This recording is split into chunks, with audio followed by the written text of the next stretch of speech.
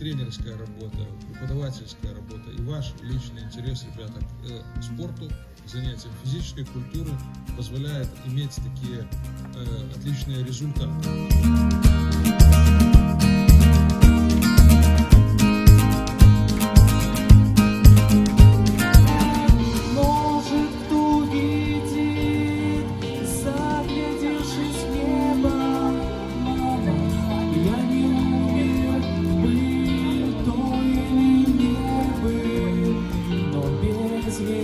Пропавший